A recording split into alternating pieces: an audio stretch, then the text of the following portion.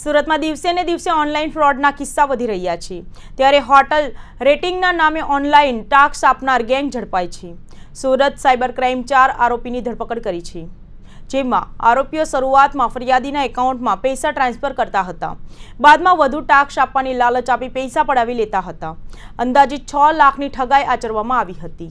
Additional police commissioner crime શરદ સિંઘલે કહ્યું કે આરોપીઓ લલચાવી ફોસલાવતા હતા, જોબ વર્કમાં સારું કમિશન આપવામાં આવતું હતું, 9 ટેલિગ્રામ આઈડીથી મેસેજ મોકલતા હતા। મુખ્ય આરોપી નરસિંહ જીવાણી અગાઉ પણ પકડાઈ ચૂક્યા છે। 3 આરોપીઓ એકાઉન્ટની હેરાફેરી કરતી હતી। સાયબર સેલે ઝડપી પાડીને વધુ તપાસ હાથ ધરી છે। એક એકાઉન્ટમાં 2 કરોડથી વધુના ટ્રાન્ઝેક્શન થયા છે। 9 જેટલી આઈડી મળી આવી છે, જે તપાસનો વિષય ચાલી રહ્યો છે। વધુ ગુના પકડાય તેવી શક્યતા સેવવામાં આવી રહી છે। પકડાયેલા આરોપીઓમાં સંજય કુમાર જસભાઈ દુદાભાઈ પટેલ, પિયુષ રમેશભાઈ છનાભાઈ પરમાર, ભરતભાઈ છેલાભાઈ મેલપાભાઈ ભરવાડ અને અમિત નરસિંહભાઈ જીવાણીની કાયદેસરની અટક કરવામાં આવી છે। ઇન્ચાર્જ સીપી વાંગ જમીર સાહેબ, બંને ડીસીપી શ્રી ક્રાઇમ અને એસીપી સાયબર સેલનો એક સફળ ઓપરેશન હાથ ધરવામાં આવેલા છે।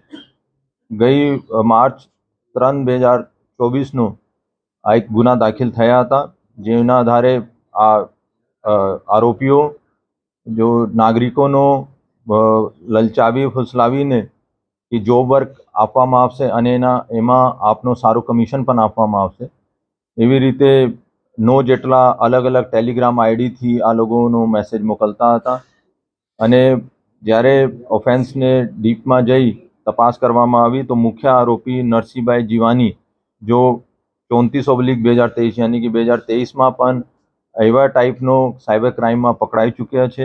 અને એના સાથે સાથે 3 જેટલા બીજા આરોપીઓ જો અકાઉન્ટ્સની હેરાફેરી પૈસાનો કરવા માટેની મદદ કરતા હતા। 3નો સાયબર સેલે સુરત સાયબર સેલે પકડવામાં સફળતા હાસિલ કરી છે।